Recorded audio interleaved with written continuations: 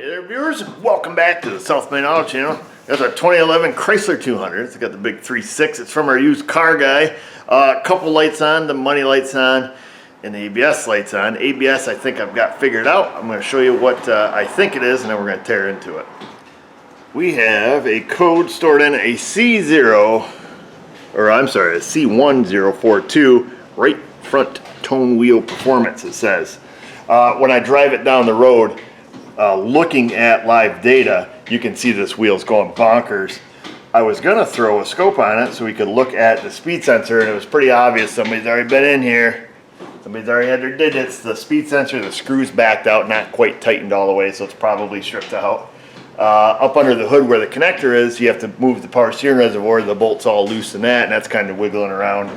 But I think I got a better idea that's going to be pretty definitive, so I'm going to get all the speed sensor data up here on the screen for you. So we're going to have a look at the left wheel. I've got that up on the screen, and I'm just going to try to spin it steady here by hand. And there's going to be some accelerations and deaccelerations as I spin it around here, but you'll see there's no dropout, down to zero. So that's what a good side looks like. So now let's go over to the passenger side, and I'll show you what's happening over there. So now that we've seen what good looks like, we're going to I'll see if I can get this set up so we can all see it and we can all have fun. We're going to lower that down, and we're going to look at this right front wheel, which you can probably see coming across the screen already. Wait a minute there, fella, that looks a little funky. Let's change the speed on that, and let's make that line super dark. Darkness! Let's see, is that going to be dark enough so you guys can see it? Oh, it is. Yeah, baby.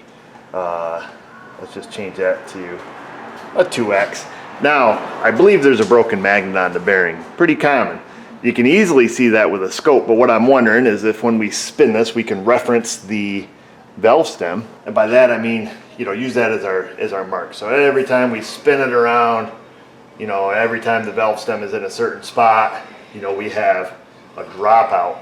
And that's going to tell me that it's not a glitch, so to speak, but it's actually sensors working, but there's one spot on the back of that wheel bearing that it doesn't pick up. And that's what we'll do. So I'll spin this here, and we have dropout. So it seems to be about the same spot every time. So that's not a coincidence, because you can see when the valve stem gets right about here, we've got no signal.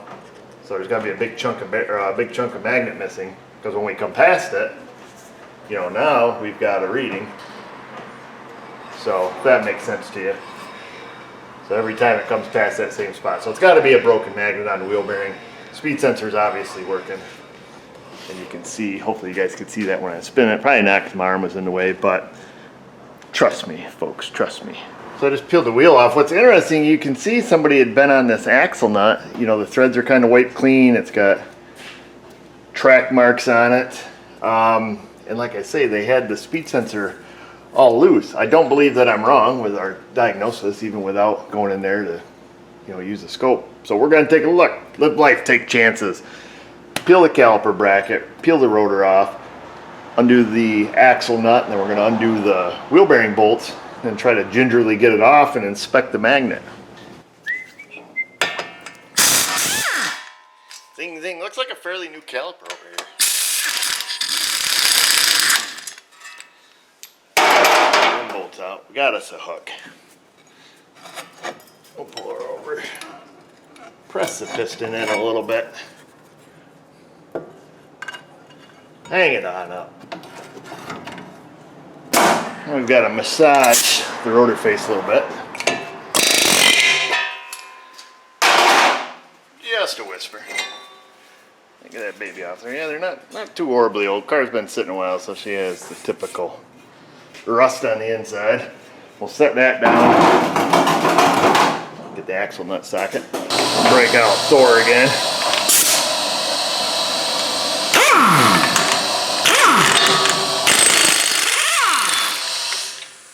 That's nice and free. Wonder what they were doing in there. How would you get that far, fella, and not just fix the goddamn thing? So I think just looking at this, we're going to have to give this one a handy, because I think it's going to come out and hit the CV axle if we use a socket. So we're going to go like this. We don't get stuck. Don't get your ratcheting wrench stuck, especially if you're using one like this without a reverser on it. Then you'll really hate yourself. So I'm going to work on getting all these bolts out. Oh, you mother lover, I did it. Ooh, look at that. Just a whisper. That was a close one, fella. Don't do it again, you ding dong. So I'll work on this. Maybe I got an idea. That idea involves a little bit of squirrel pee. So we're going to spray a little on the ends there. Probably a little late for that, but that's okay. We all know that it does nothing, but we're going to use 1/4 inch drive maybe. Oh yeah, look at that. Lots of room with a 1/4 inch stuff. I think technically you're supposed to pull the knuckle off these, but if you can get the bolts out without ruining the CV boot, then you're in good shape. Stick a little extension on there. And now we're in good shape for the shape we're in.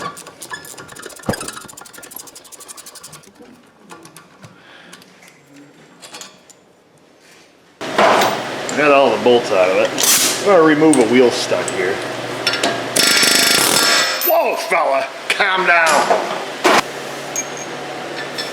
Then we're going to see if we can't just push this bearing off a little bit here. Should be enough room back here without doing any catastrophic damage. We're going to ding up that plate just a smidge. Get us an impact.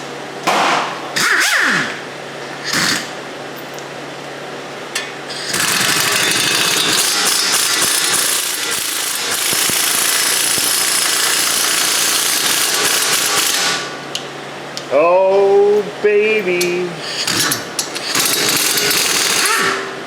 Why don't you use 2 screws, Erico? Because I'm lazy. Plus, they don't really line up being a 5 stutter. Don't really line up where I want them to. Oh, no, you did it, jerkhole. Should be out enough. Why don't you get a bigger wussy or hammer there, fella? There we go. We'll push a little on the bottom. Should have just used 2 screws, not gonna lie. Come down here, give her a little push. Push, push, push.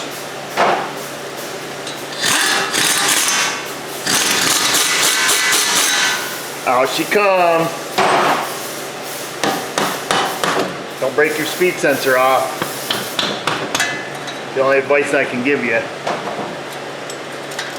That pushed it off there right nicely. And looky what I see. A big chunk of magnet missing. You see that, folks? We were right. We were right. Let's see if they screwed up the screw here. Oh, it comes out. We need to see if it'll go in. Oh, look at that. They just only decided to put it in finger tight. So what I think is, here's what I think. Here's my thought. Is the bolt was loose. It's got marks all over this where they tried to get the speed sensor out. Obviously they tried to unplug it under the hood, and I think that is because it had a speed sensor code. So they're like, must be a bad speed sensor. They tried taking it out, said, ah, screw it, send it to the auction. I don't know if that's 100% true, but I've seen it 100 times. Just because you have the code for the speed sensor, folks, remember it's a tone wheel performance code. And that's a pretty accurate description. Like, hey, wait a minute, something's wrong with my tone wheel. So just use logic. Like I say, if we were spinning that wheel and it was kind of glitchy but never in the same spot, then I'd think, all right, you know, we got something else going on. But we didn't, so here we are. Anyways, quit talking, it's not like you ended world hunger. So I'm gonna go through, get this cleaned up, clean up on the inside. Give her some of these on the outside, make it shiny. Get the new bearing in, and then we're going to move on to fixing the engine light, which is probably a little more interesting than this old crap.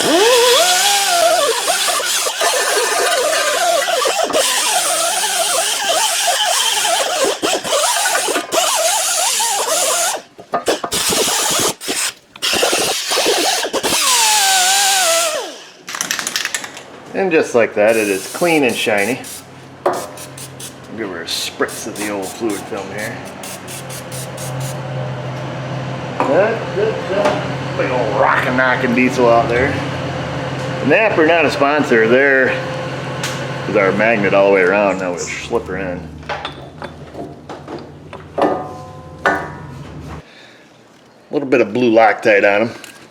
Put them in the same way you took them out, except righty-tighty this time instead of lefty. This you can't see, so it's gonna be this way. Anywho, I'm gonna go through the Dodge diesel guys leaving. So I already put the other ones in while I was talking to them, but I saved one for you. I didn't want to steal all your glory.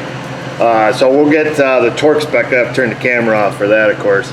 We'll get the torque spec. We'll get these all torqued to factory specs, obviously. Then we'll get the axle nut on there. We'll get that torqued to factory specs.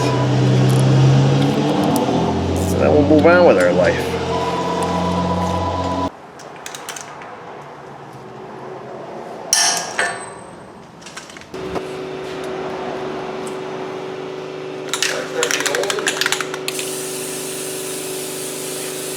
So we'll give that a little spritz.